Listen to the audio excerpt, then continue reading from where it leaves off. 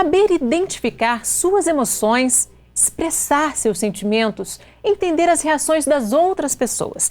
Essas são habilidades emocionais que começam a ser desenvolvidas ainda na primeira infância e podem ser aprimoradas ao longo de toda a vida.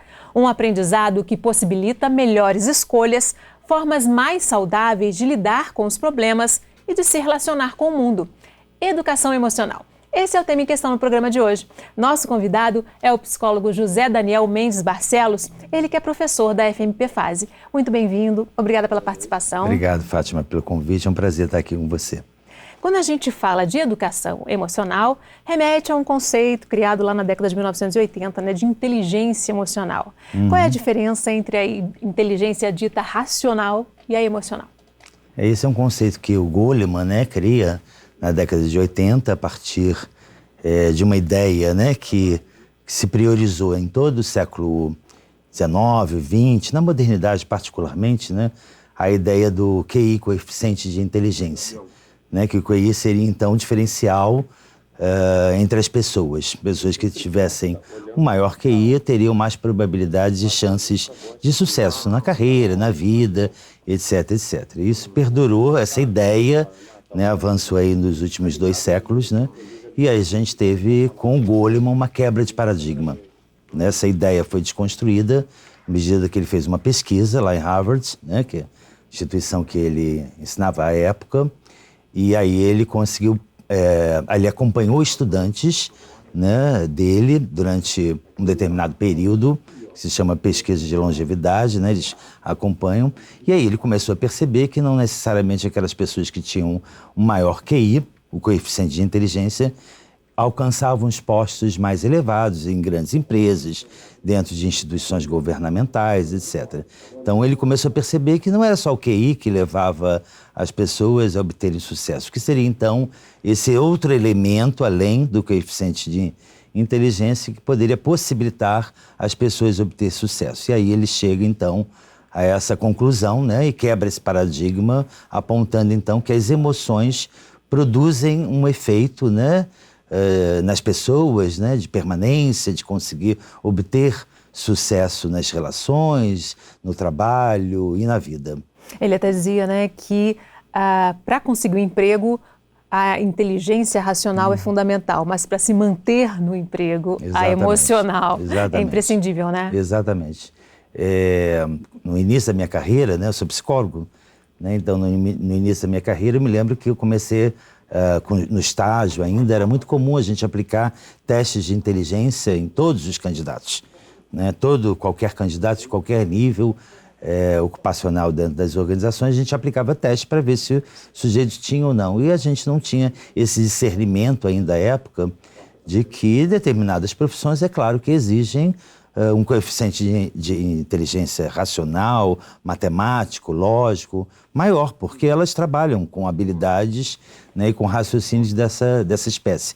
E outras não necessariamente. Então, era uma qualificação, uma medida desnecessária, porque se, por exemplo, um profissional como eu, psicólogo, não trabalho necessariamente com a questão do raciocínio, lógico, etc., né? Ter inteligência emocional, no caso de profissões humanas, ligadas à área social, etc., é muito mais interessante do que lógico-matemática. Então, essa possibilidade da gente pensar a inteligência mais ampla, realmente, mais amplamente, realmente é um grande ganho, né? E todo esse foco no QI, né, na inteligência racional, nessa capacidade cognitiva, né, vinha de uma percepção equivocada de que havia uma só inteligência, né? Hoje já se sabe que são várias, né? Exatamente. E a ideia era essa, que essa única inteligência então seria a lógico-matemática e etc, né? E aí a gente começa a partir de Goleman, de Gardner, particularmente Gardner, que é um pouco anterior, são contemporâneos, mas o Gardner, quando lança a teoria das múltiplas inteligências, é um pouco anterior à obra que o Goleman lança, a inteligência emocional. E ele até lista 9 tipos de inteligência, aí tem, né? Musical, sinestésica, né, espacial, né, e outras, né, que de fato vão ser mais desenvolvidas dependendo da profissão, da carreira, né, que a pessoa vai desenvolver. Então, por exemplo, se é artes, é dança, é futebol, etc., são esportes, são atividades que lidam com o corpo, com o controle do corpo, né, dos movimentos. E aí é sinestésica que vai ser desenvolvida nesse caso, e não outras. É claro que o Gardner aponta para a gente que todos nós temos as 9 inteligências, né? Elas todas estão ali como um potencial a ser desenvolvido. E aí, à medida que você tem experiências na vida, você vai desenvolver mais umas do que outras, né? Então isso facilita, de fato, o desenvolvimento das pessoas para níveis mais amplos do que só a inteligência emocional, a racional e a lógico-matemática definia, né? Uhum. É possível a gente desenvolver a inteligência emocional? Totalmente. Aliás, todas as inteligências é possível desenvolver. É claro que a gente tem algumas pessoas que, de forma mais rara, né, que a gente percebe que são gênios nessas respectivas áreas de inteligência, né, em todas elas, né? Se a gente pegar, por exemplo, o esporte, né, se pega, né, um jogador de futebol desses famosos, realmente o cara tem uma inteligência sinestésica, um controle, né, motor, etc., que é raridade a gente vê desenvolvido. Mas ele também não desenvolveu, não apareceu assim de uma hora para outra, né? Muito treino, etc. A gente vê na área da música, pessoas que desenvolvem a capacidade musical, não só de compor, de tocar instrumentos, etc., muito desenvolvida, mas também não apareceu de uma hora para outra, né? Exigiu muito treinamento, muita dedicação. Havia uma habilidade que foi aperfeiçoada. Exatamente, com sangue, suor e lágrima, não é assim? As coisas não se dão, né, só pela vontade, né? As pessoas têm que trabalhar essas habilidades. E a emocional é a mesma coisa, né? Então, claro que a gente tem emoções, do humano, né? A gente tem emoções, mas essas emoções precisam ser desenvolvidas, precisam ser trabalhadas, precisa, né, que a pessoa lide com essas emoções. Isso começa desde cedo, né, na vida de um sujeito, e aí como ele vai lidando com isso no seu desenvolvimento na história, vai possibilitar que ele seja um adulto, né, mais equilibrado, mais maduro ou não, né? Isso vai depender da história de cada um. Agora, essas habilidades, elas podem ser aprimoradas em qualquer fase da vida? Quer dizer, a pessoa já é adulta, mas tem uma série de dificuldades, ela pode aprimorar essas habilidades? Claro que sim. Isso é psicologia, assim. A gente parte da premissa que tudo no ser humano é possível de ser desenvolvido, né? Ninguém nasce de uma determinada forma e permanece dessa forma até a morte, né? A gente tem a capacidade de desenvolver habilidades, né? Aliás, a ideia de competência, né, que hoje a gente trabalha, né, que é a somatória de conhecimento, mais habilidades e mais atitudes, vem dessa ideia de que as coisas são possíveis de serem aprendidas e desenvolvidas, né? Então, é emocional também, né? Qualquer época da vida você pode desenvolver as suas competências emocionais. Agora, é claro que algumas pessoas têm mais dificuldade, outras têm mais facilidade, algumas sozinhas, pelo percurso da vida, vão se desenvolvendo, outras precisam de ajuda, né? Porque talvez no processo de desenvolvimento dela, essa questão dos afetos, das emoções, foi mais difícil, foi bloqueado, e aí elas precisam de uma ajuda profissional para poder, né, apoiá-las nesse processo. Mas é claro que todos podem desenvolver inteligência emocional, isso é fato. Você falou aí que algumas coisas podem bloquear esse desenvolvimento emocional, né? Falou aí na infância. Qual a relação entre traumas e desenvolvimento emocional? Que a gente percebe que tem determinadas experiências, né, principalmente na infância, na vida adulta também, mas na infância marca mais, né? Porque aí tem reverberações na vida, né? Ela repercute na história do sujeito, que são realmente experiências traumáticas, né? Sejam elas lidar com morte de pessoas queridas, né? Situações mais difíceis que a criança às vezes tem dificuldade de lidar e precisa de apoio do adulto, apoio das pessoas que estão próximas, etc. Em alguns casos, né, essa criança ou não tem apoio ou não consegue lidar com os afetos, né, ou com essas situações traumáticas, né, e vivenciar, experimentá-las e passar pelas situações, né? Faz parte da vida passar por dificuldades, né?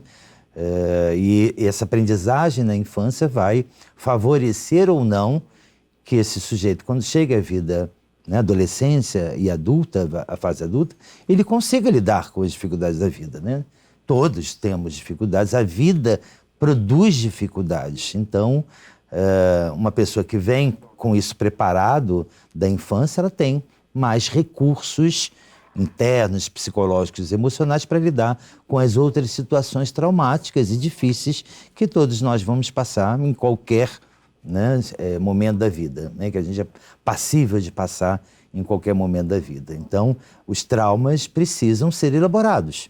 Eles não podem ser guardados em caixinhas, né? Não dá para, eu vou guardar aqui e vou esquecer isto, porque isso retorna, isso, né, aparece num outro momento da vida da pessoa e às vezes aparece até disfarçado, não aparece diretamente, aparece em outro problema, numa depressão, uma ansiedade, num transtorno de ansiedade, aparece em outro lugar que aparentemente não tem nenhuma relação com aquele trauma lá inicial, mas é ele que provoca, né, a partir de desdobramentos na vida da pessoa, dificuldades no futuro. Então, as emoções sim, que são reprimidas, elas dão um jeito um jeito e aparecem, sem dúvida alguma. Não tem como reprimir emoção. Você tem como disfarçar, fingir que não está nada acontecendo, que você não está bem. Aliás, que você está bem quando não está bem, né? O que é muito comum hoje. Eu acho que hoje uma das dificuldades que a gente encontra, sejam em jovens, alguns adultos e mesmo algumas crianças, é o fato de lidar com os afetos, de lidar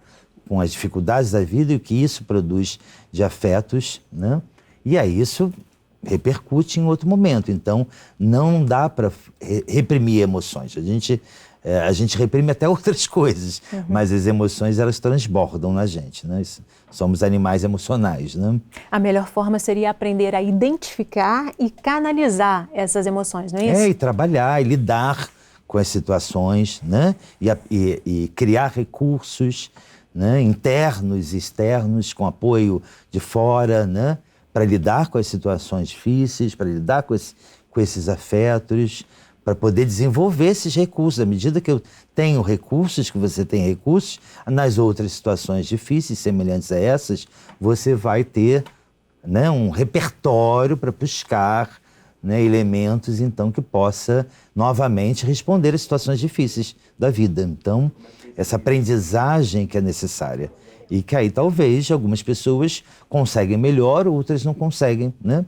E aí essas que não conseguem precisam talvez procurar ajuda. Você falou aí, hoje em dia, mais ainda, porque há uma espécie de ditadura da felicidade, né? É meio proibido ser infeliz, pega mal, né? Isso na verdade é um ideário, né? Um ideal que se criou na modernidade, né? Quando a gente fala modernidade, é nos últimos 2, 3 séculos. Então, uma ideia de que a gente tem que ser feliz o tempo todo. E que nada pode perturbar essa sensação de felicidade, né? Eu acho que isso vem se agravando. Eu acho que com o fenômeno das mídias sociais, etc., isso vem se agravando. Se agravando nesse sentido que as pessoas precisam se mostrar para o mundo felizes, né? E precisam se encaixar em determinados modelos socialmente aceitos como modelos perfeitos de vida, né? E aí, quanto mais você tenta se encaixar num lugar que não é seu, que você não tem muito conforto, né, mais você tem dificuldade de lidar com as situações, com os afetos, com as emoções. Então, de fato, sim, essa ditadura que acabou virando, né, da felicidade, do corpo perfeito, né, das relações perfeitas, da vida perfeita, acaba gerando consequências que a gente vem vendo aí no aumento significativo de quadros de depressão no mundo, enfim, situações dramáticas, né? Situações, hoje já é a terceira maior causa de afastamento no trabalho, a depressão, né? As doenças psicológicas, né? As doenças mentais. Então, isso está gerando, né? Gerações de pessoas que são incapazes de lidar com as situações, capazes de lidar com os afetos, e aí a única saída, ou que não é saída na verdade, seria depressão ou estados de transtornos mais graves, né? Então, essa ideia de felicidade que foi criada, esse ideal de felicidade, ele está adoecendo as pessoas. Ok, você já pode assistir a programação da Fase TV ao vivo no YouTube. Passa lá no youtube.com/FMPFase. No nosso canal você também pode conferir os episódios que já foram ao ar, rever ou compartilhar algum programa. Vamos fazer um rápido intervalo. No próximo bloco a gente continua falando sobre educação emocional. Até já!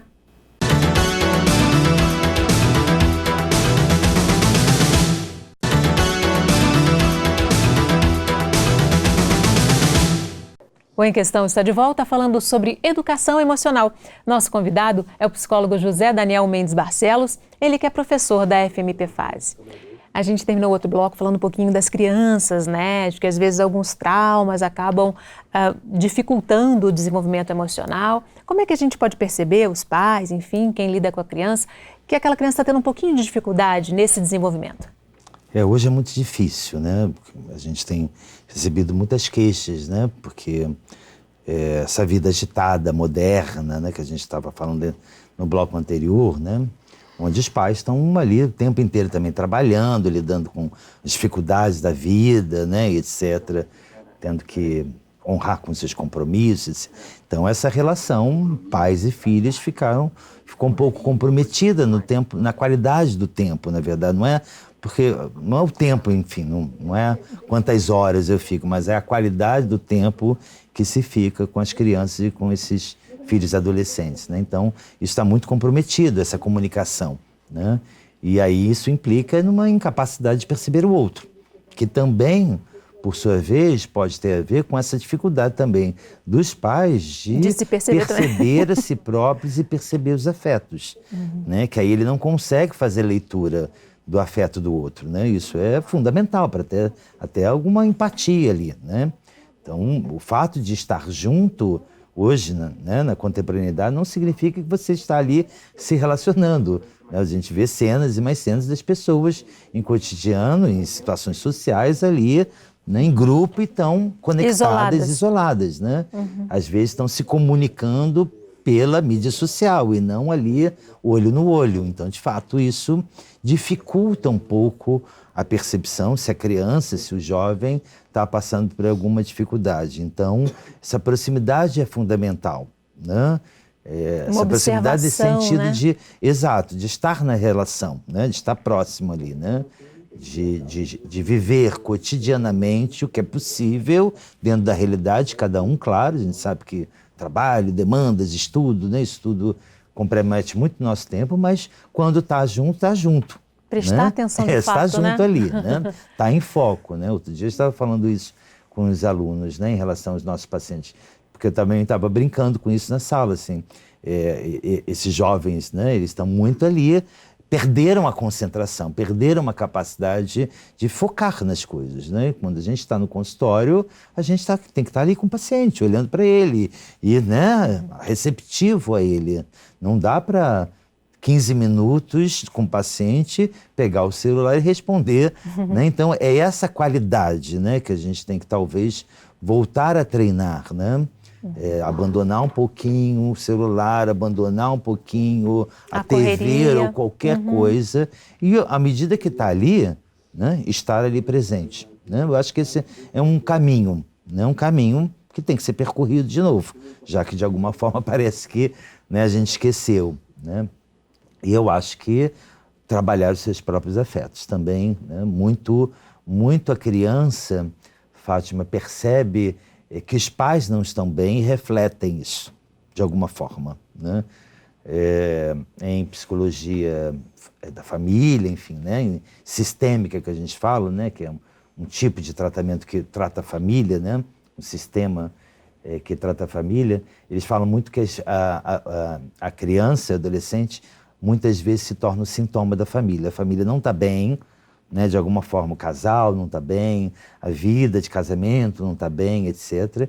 E a criança acaba, né, percebendo isso, porque isso está ali no dia a dia, no cotidiano. Ele vê que os pais não estão bem, não estão felizes, não estão satisfeitos, não estão minimamente ali à vontade, e eles acabam refletindo isso, adoecendo, né? Então, também tem que ficar atento às próprias emoções desses pais, né? Se eles estão bem, se não estão bem. E também, se não estão bem, eles têm que falar sobre isso.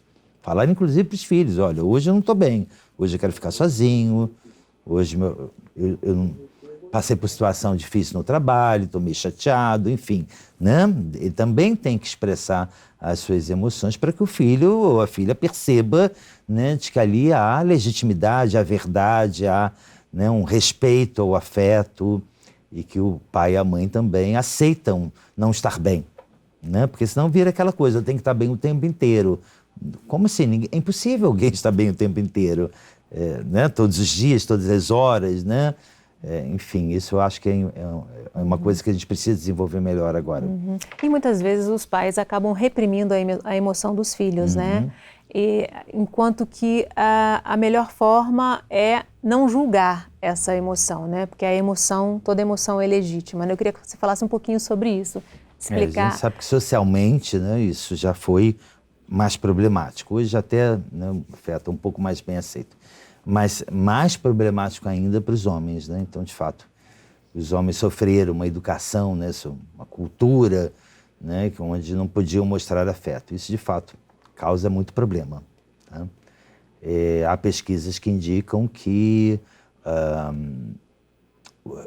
a mulher, quando está deprimida, as mulheres, quando estão deprimidas, elas pensam em suicídio. Né? Algumas têm tendência a pensar no suicídio. E os homens cometem suicídio. Né? Então, de fato, pela educação feminina, ter mais, né, envolvimento com os afetos e ter mais essa possibilidade de mostrar seus afetos ajuda nessas horas difíceis. Porque pode até ter pensamentos, né, mas elas, né, mais difícil cometerem atos. Né? Então, no caso, por exemplo, de situações muito difíceis de se vivenciar, que é o assédio moral dentro de empresa, por exemplo, que também é um outro problema grave que vem, né, aumentando. Há estudos que indicam que as mulheres, nesse tipo de situação, cometem menos suicídios do que homens. Então, de fato, lidar com as emoções e aceitar que a criança traga, né, a menina, traga os afetos e fale sobre ele na relação com os pais, na escola, nos ambientes que ela circula, é fundamental para estimular essa criança e legitimar, né? Legitimar esse afeto que ela está trazendo. Sem julgamento, né? Sem julgamento. Porque, na verdade, não se julga, né? Afeto não tem julgamento, né? Se uma coisa é importante para você, pode não ser tão importante para mim, porque aí é que a gente julga. Está chorando por quê? Está chorando por uma besteira, isso é uma besteira, chorar por isso. Aí você está julgando a partir da sua percepção dos seus valores, né? E o outro tem outros valores. Às vezes, uma situação que você resolve muito facilmente na sua vida, para mim, se torna um grande problema, um problema momentaneamente insolúvel, né? Então, esse também, as pessoas tendem a julgar os outros a partir das suas capacidades, né? E, ao mesmo tempo, todos temos dificuldades, né? E quando a gente tem dificuldades, a gente também tende a não mostrar, a não querer mostrar as nossas dificuldades. Isso dificulta nas relações, dificulta na educação dos filhos, né? Porque se eu não tenho problema, como é que ele vai mostrar os problemas para mim? Né? Se eu sou uma pessoa sempre feliz, como é que ele vai dizer que ele está triste com alguma coisa que aconteceu na escola, né? Com alguma coisa que ele passou na escola, enfim, fica complicado. Você falou aí da educação masculina, né? Até bem pouco tempo, de uma forma geral para a sociedade, demonstrar os sentimentos era tido como uma fragilidade, como uma coisa negativa, né? Vem mudando recentemente, na verdade, né? Inclusive particularmente no trabalho, né? Na vida e particularmente no trabalho. Como se no trabalho não produzisse afetos, né? A gente tem aí, estava acabando de falar no último bloco sobre o adoecimento mental do trabalho, e isso tem a ver, de fato, né, com a incapacidade das empresas de lidarem com, produzirem efeitos e produzirem impactos sobre os trabalhadores e a dificuldade deles de lidarem com situações difíceis dentro da empresa, né? Que não só são relativas a estresse, mas também são relativas a essa impossibilidade de expressar suas dificuldades dentro da empresa, né? A gente tem que ser perfeito dentro da empresa, tem que responder todas as demandas nas horas, né? Cada vez mais intensamente, cada vez com mais aceleração, e isso causa um efeito dramático, Então, de fato, assim, entender que os afetos estão ali e que eles precisam ser colocados para fora, porque senão, se você não bota para fora, implode.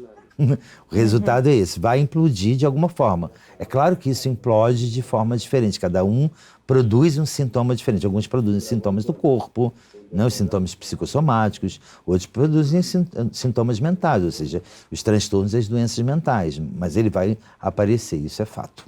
Está diretamente ligado com a saúde, tanto física quanto mental. Exatamente, porque esse sistema é a gente que isolou ele, né? A gente que fala é a ciência, né? Até um determinado momento colocou como sendo duas coisas separadas e não estão, né? A gente adoece mentalmente, adoece do corpo. A gente, quando não está bem do corpo, a gente não está bem mentalmente. Quando a gente está doente, a gente deprime, a gente fica, né, triste, a gente fica, a gente recua, né? Recua energia para dentro, até para poder mesmo se tratar e se cuidar e melhorar mais rápido, enfim. Então essas coisas, esses sistemas não estão isolados. Né? Então se eu não estou bem emocionalmente, é claro que isso vai aparecer em algum lugar. Pode aparecer no corpo, né? Em doenças psicossomáticas que hoje são super comuns, né? Aprender a identificar as emoções e canalizar essas emoções é um investimento em saúde.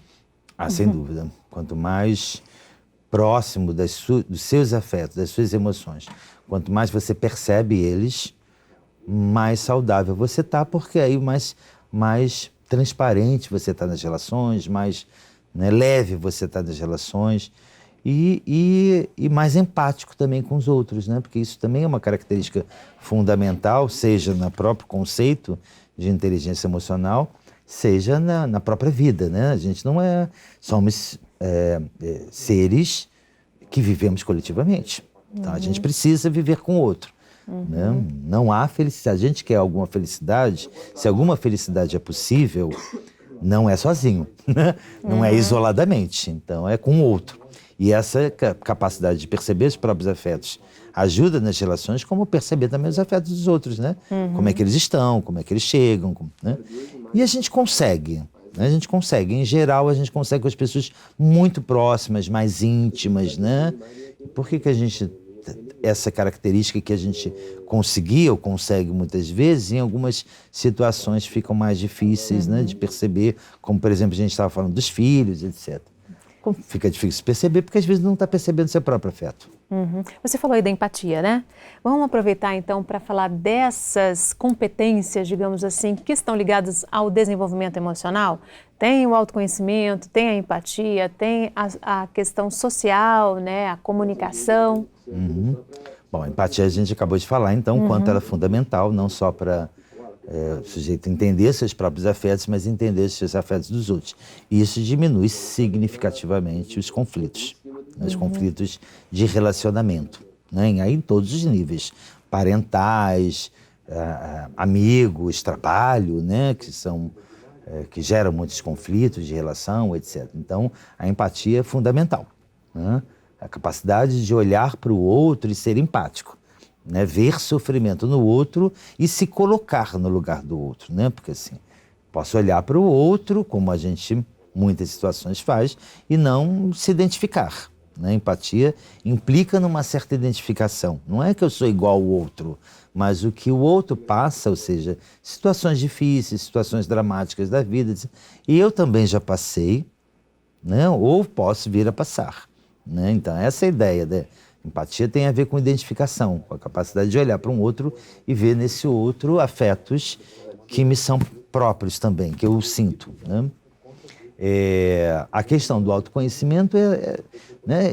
Isso não termina nunca, né? Assim, a gente nunca pode chegar assim, a uma idade que eu fale, então eu me conheço profundamente. É tarefa para a vida toda. Acabou. Agora, quando eu chegar a esse ponto é porque eu já estou praticamente morto, né? Se não é. A gente está o tempo inteiro, porque as relações, o mundo vai mudando, né? E por mais que as gerações mais antigas tendem a resistir às mudanças, o mundo muda, e o mundo muda cada vez mais rápido, e isso implica em que eu vá também, né, me colocando nesse mundo e me conhecendo, né, conhecendo quais são as minhas possibilidades frente a essas mudanças do mundo e como eu ajo e me relaciono com com essas mudanças, então isso implica em autoconhecimento, né? Implica... E é o ponto de partida para poder ter o desenvolvimento emocional, né? É o autoconhecimento, né? Agora também, assim, há uma certa ideia que se criou de que o autoconhecimento basta olhar para si próprio. Não é. A gente se conhece a partir do outro. A gente não tem como se conhecer a partir de nós mesmos, a não ser numa relação com o outro. Então, o conhecimento se dá à medida que eu me relaciono com o outro. Na verdade, sim, isso começa vindo do outro, né? Então, é o outro lá, o pai, a mãe, né? Famílias, depois a escola, os amiguinhos de escola, etc., que começam a dizer como é que você é. E a gente vai incorporando esses elementos, né? E aí, à medida que a gente vai amadurecendo, a gente vai também transformando esses elementos a partir das experiências de vida. Então, o autoconhecimento, apesar de ter essa ideia né, voltada para si próprio, ele não se dá isoladamente. Né? Não é uma reflexão que eu sente aqui 3 horas e pensando sobre mim mesmo e vai chegar a algum lugar.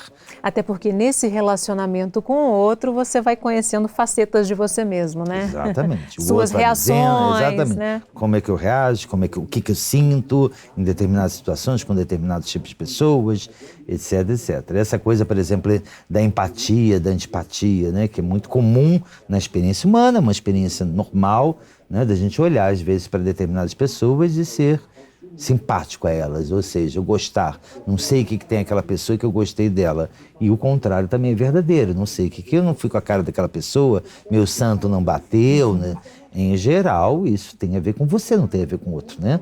São coisas que a gente projeta no outro, são afetos, experiências, coisas que eu projeto no outro, que eu gosto em mim e projeto no outro, o que eu não gosto em mim e projeto no outro.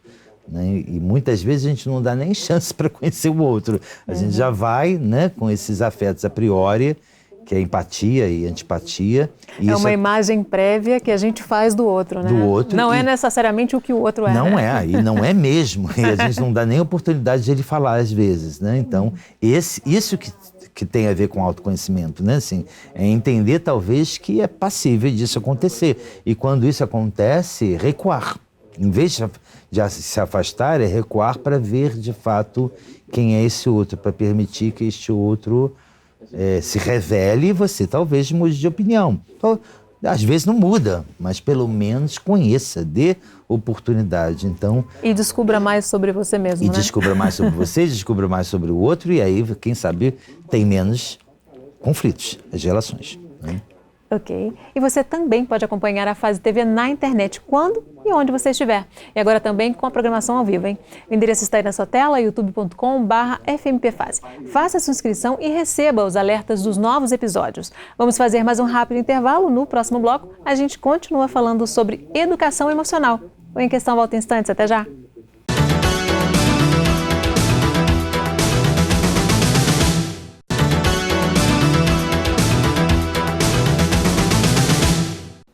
O Em Questão está de volta falando sobre educação emocional. Nosso convidado é o psicólogo José Daniel Mendes Barcelos, ele que é professor da FMPFase.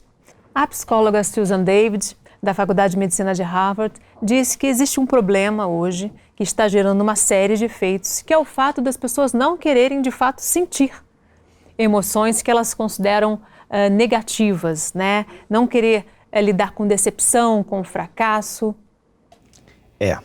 Né? Tem a ver com aquilo que a gente estava falando da felicidade. Da ditadura da felicidade. Né? Tem a ver com que a decepção traz afetos negativos, né?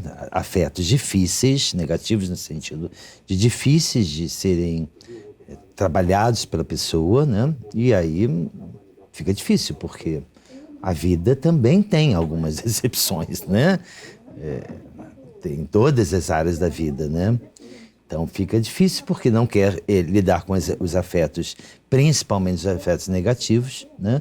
A vida te coloca em situações onde alguns afetos negativos comparecem e aí quando eles comparecem a essas situações, o sujeito não sabe lidar.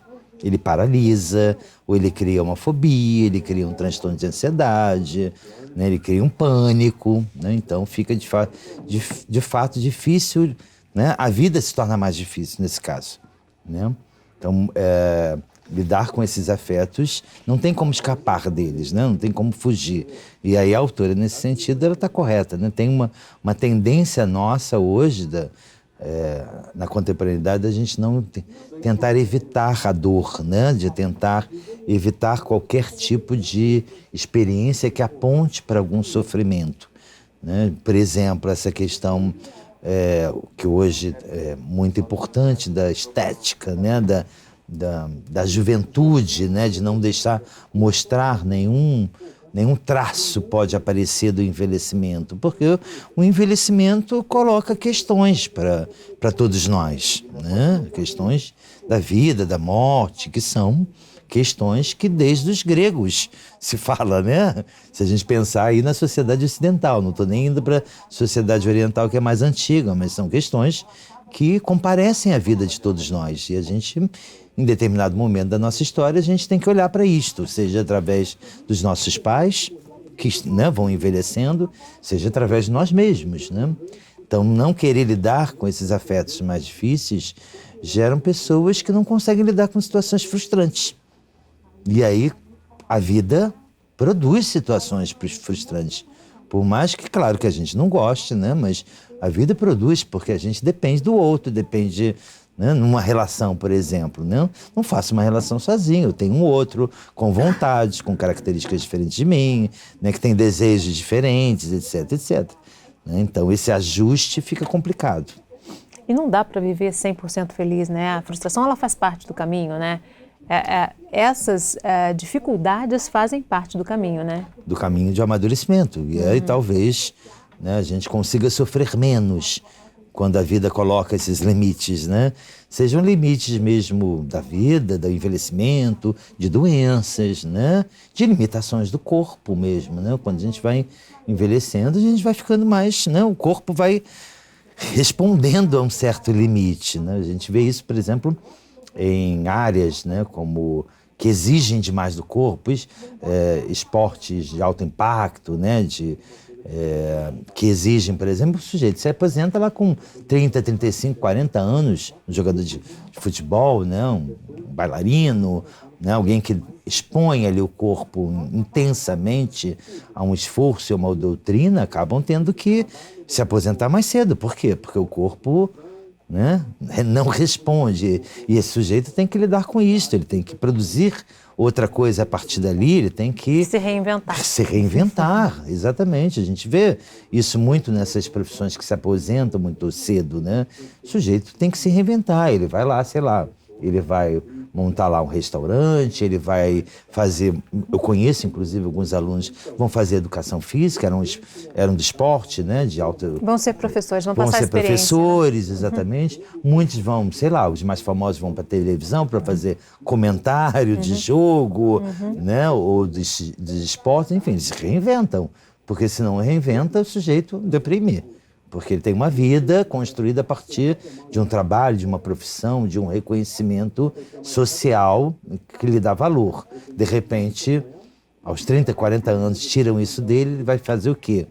Ele ainda tem mais 40 anos de vida para frente, pelo menos, né? Considerando-se que a gente está ficando, envelhecendo, né? Mais tempo, né? De vida e envelhecendo mais lentamente. Então, a gente tem que, volta e meia, se reinventar. Isso a gente não só, assim, a gente vê também na aposentadoria, quando pessoas, né, trabalham muitos anos, 30, 35 anos, para se aposentar, às vezes mais, quando se aposenta, deprime. A pessoa passa a vida inteira esperando a aposentadoria, né? E contando os dias regressivamente, falta menos um dia, falta menos um dia. Quando chega o dia, o grande dia feliz, deprime. Por quê? Porque a vida também era trabalho, tinha valor o trabalho, o trabalho ocupava espaços de vida e o sujeito precisa se reinventar, né? Não acabou a vida ali. Mudou um pedaço da vida, ele tem que reorganizar a vida, encontrar novos objetivos, novos desejos, né? Novos interesses, para poder continuar lançando projetos para frente, né? E essa visão de que existem emoções boas e emoções más, emoções ruins, é uma visão errada, né? Que todas as emoções são verdadeiras e legítimas, né? Sim. E o Freud, que também é um teórico, né, enfim, da psicologia, muito estudado, etc., ele falava que a maioria dos afetos o ser humano consegue se enganar, menos o afeto da angústia. Esse ele é contundente, porque ele é quase físico, né? Ele é visceral. Uma pessoa angustiada, ela sente, inclusive, no corpo, um peso no corpo. Então, a maioria dos afetos, essa dificuldade, a maioria dos afetos, a gente consegue se enganar. A gente está triste, a gente corre para um shopping para fazer comprinhas, né? E quando é mais difícil, vai para outros meios compulsivos, né? Vai para alimento, para comida, vai para drogas, né, etc. E está deprimido, toma um remédio, né, para ficar feliz. Então, é isso que a gente manipula nos afetos, né? A gente não está encarando as emoções, a gente está procurando distrações para não ver o que está acontecendo com a gente. Né? Para não enfrentar isso e para não lidar com isso e aprender a lidar com aquela situação. Então, quando eu vou lá para o shopping, né, tentar minimizar a minha dor, seja ela qual for, eu não estou trabalhando ela, não estou lidando com ela, não estou aprendendo repertórios, recursos, né, para poder, então, em outras situações da vida, não só lidar agora, mas no futuro, quando acontecer outras situações, eu poder, então, ter recursos para lidar com isso. Isso é um auto-engano, né? Porque ela vai continuar ali e, momentaneamente, aquela compra, aquela distração vai amortecer, mas ela vai voltar. Amortece logo em seguida. Chega em casa, botou as sacolas em cima da cama, já está triste de novo, já está deprimido de novo. Já está angustiado de novo. Porque esses mecanismos, né, de tentar burlar os afetos, as emoções, eles têm curta durabilidade, né? Eles duram muito pouco. E esse fato de você não encarar as suas emoções faz com que muitas vezes você não identifique nem qual é a emoção. A pessoa está com aquela angústia e não sabe nem por que está com aquela angústia, né? E aí produz sintomas mais graves. Né? Esse é o derivado, né? Esse é o problema. Quando a pessoa não sabe o que tem, está angustiada, não sabe o que tem, ela vai acabar produzindo alguma coisa mais grave, alguma doença psicossomática, algum transtorno mais grave, etc. Ou seja, tem que lidar com isso. E se não consegue lidar sozinho, busca profissional. Existe psiquiatras, existem psicólogos, né, para trabalhar, né, junto com a pessoa, para ela poder entender o que está acontecendo. Muitas vezes a gente não sabe mesmo, né, tem alguma coisa na vida que não está bem e a pessoa não consegue. Isso é muito comum, as pessoas chegam no consultório falando sobre isso. Eu não estou bem, mas eu não sei o que é. Porque é tanto tempo rejeitando aquela emoção, abafando aquela emoção, que ela já nem sabe mais que emoção foi essa. Exatamente. E que experiência que causou, né? Ela retardou tanto lidar com aquilo, foi tão adiado aqui lidar com aquilo, né? Foi tantas coisas colocadas ali para tamponar, que ele acaba esquecendo, entre aspas, quais foram os principais geradores daquela depressão, daquele mal-estar, né? E aí fica difícil, em alguns casos realmente procura ajuda, existe ajuda para isso. À medida que as pessoas começam a falar sobre isso em tratamento, elas vão podendo gradativamente entrar em contato com... Tirar essas camadas e chegar lá, Às vezes demora, né? Mas vai chegando. E vale muito a pena, né? Sem dúvida, porque aí esse mal-estar, porque isso que a gente fala, a pessoa está angustiada e não sabe o que tem, a gente traduz com esse afeto de mal-estar, que não é exatamente um afeto, é uma sensação de que algo na vida não está legal, mas o sujeito não consegue localizar o que é. Né? Isso é talvez uma das piores condições de vida, né? Porque não está bem, não sabe o que está acontecendo. Quando eu não estou bem, porque não estou bem, a gente está com um problema hoje econômico, sério no Brasil. Não estou bem porque eu estou desempregado. O cara sabe por que não está bem. Não estou bem porque separei, né? Terminei um relacionamento que eu gostava, não estou bem porque alguém da minha família, um ente querido, morreu.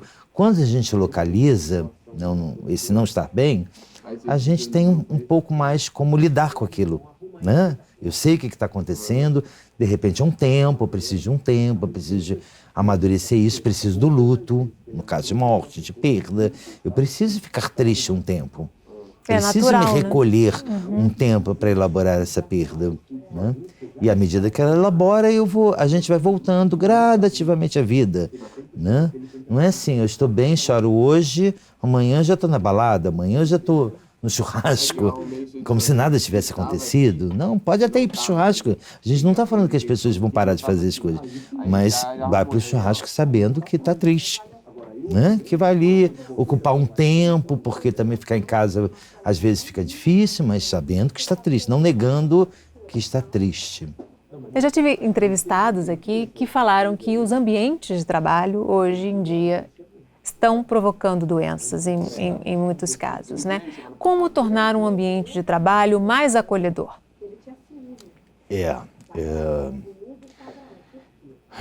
Nas últimas décadas a gente teve realmente uma aceleração, né? Uma aceleração no sentido de uma exigência cada vez maior e uma aceleração, uma percepção que não é uma aceleração do tempo, mas uma percepção de que o tempo está mais rápido. E as empresas vêm cada vez, né, cobrando mais produtividade, cobrando mais resultados, metas. Né? A tecnologia entrou aí para ajudar, né, para otimizar processos, otimizar serviços, mas também causa um impacto aí nas pessoas. Então, os ambientes profissionais estão realmente bastante problemáticos. Né? Por outro lado, né, fora essa questão do estresse, as relações também estão mais difíceis. Então, está mais difícil esse encontro, né? E num ambiente empresarial onde não é possível ter encontros mais legítimos, mais francos, mais transparentes, onde você tem que estar sempre produzindo, sempre bem, etc., isso fica mais difícil, né? Mais complicado das pessoas sustentarem. De fato, está acontecendo uma epidemia no mundo, como eu já falei aqui, já é a terceira maior causa de afastamento do trabalho no mundo, com previsão de em menos de 10 anos se tornar a segunda maior causa. O que nos assusta e que nos preocupa é que o crescimento está muito exponencial, está muito rápido. Muito rapidamente chegou à terceira posição e em menos de 10 anos chegará à segunda posição das doenças que mais afastam do mundo do trabalho, que são as doenças mentais. Os transtornos mentais, particularmente, claro, aquele que assola hoje o mundo, que é a depressão. Não é a única, mas é o que de fato tem sido mais diagnosticado.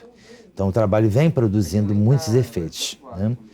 Eu acho que assim, é um trabalho conjunto, é um trabalho que tem que ser feito em todos os níveis da organização, né? Um trabalho de primeiro se debruçar sobre essa questão, porque hoje as pessoas estão entrando com atestados médicos para se afastarem do ambiente de trabalho porque estão adoecidas. Então, não há empresas mais que não tenham algum caso, né? Assim, como isso já virou uma epidemia, então claramente que já está aqui do seu lado, né? Às vezes não está acontecendo contigo, não aconteceu ainda no seu setor, mas aconteceu já na sua empresa. Então, as empresas vão ter que uma hora parar e pensar quais são as soluções que elas lidam para lidar com esse tipo de situação. Algumas empresas já vêm fazendo algumas coisas, né, bastante inovadoras, criando ambientes organizacionais mais abertos, com espaços que se chama, ou espaços de jogos, ou espaços que são de lazer e de relaxamento, chamam de espaços de descompressão, né, onde o sujeito está muito tenso, aí ele vai para aquele espaço e dá uma aliviada. Esses espaços são bons, são ações interessantes, porque realmente possibilita que o sujeito, em algum momento do dia, dá uma esvaziada da mente, dá uma escapada daquela pressão, né, e volte um pouco mais concentrado, etc., né? Mas talvez isso ainda não seja o suficiente. Talvez outras ações, outras questões de relacionamento mesmo, né? Exatamente, você falou o ponto central. Se eu estou num ambiente cujos relacionamentos são favoráveis e abertos e onde eu posso, né, ser um pouco mais verdadeiro, então minimiza o impacto disso, né? As pessoas podem se ajudar, né? Claro que tem momentos difíceis na minha vida, então eu vou lá para os meus amigos, para a minha família, e à medida que eu tenho acolhimento, apoio, etc., eu saio melhor, eu saio mais fácil, mais rápido, espero, né, que saia mais rápido das situações difíceis. A gente não encontra esse apoio dentro de empresa. Os ambientes se tornaram extremamente competitivos, isso tem a ver, claro, com o mercado, tem a ver com, né, globalização, com esse excesso de competitividade na sociedade. né? Então, isso agrava as relações. E um ambiente relacional conflituoso, onde as pessoas têm medo do que elas falam, medo de como vão se comportar, medo do outro, né, da relação, de ser mais aberto, mais transparente com os outros, isso causa um efeito, sem dúvida alguma, de adoecimento gradativo, porque as coisas não aparecem, a doença mental não aparece de uma hora para outra, não é assim. Aconteceu uma coisa hoje, amanhã eu estou deprimido, né? Elas vão um acúmulo de coisas até chegar a um ponto que o sujeito não tem mais recursos internos para lidar com as situações do trabalho, aí ele deprime. Nosso tempo está terminando, eu queria que você desse as dicas finais aí para quem está assistindo a gente, quer lidar melhor com as emoções, quer ser mais saudável emocionalmente. Acho que é um pouco isso que a gente já falou, né? Assim, de tentar se relacionar melhor, perguntar para as pessoas que se relacionam, que têm mais proximidade, né? O que elas percebem dela, né? Em determinadas situações, ficar mais próximo aos outros, né? A gente precisa dos outros na nossa vida, né? Tentar compreender os outros para nos compreender também, né? E eu acho que quando, para algumas pessoas que talvez isso esteja de fato um pouco mais pesado, um pouco mais angustiante, ou que já tem aí uma dificuldade maior, procurar ajuda, gente. Não tem por que ficar em sofrimento sozinho, né? A gente tem profissionais qualificados, a gente tem já conhecimento avançado, né, para lidar com a maioria dos problemas mentais, né? Então, ajuda é sempre bem-vinda. E profissional está aí para isso, né? Eles se formam para isso, né? E a FASE, particularmente, forma excelentes profissionais na área de saúde. Ok, infelizmente nosso tempo terminou. Agradeço muitíssimo a sua participação. Que agradeço aí a atenção e o convite. E a gente tem um encontro marcado no próximo Em Questão. Espero você. Até lá.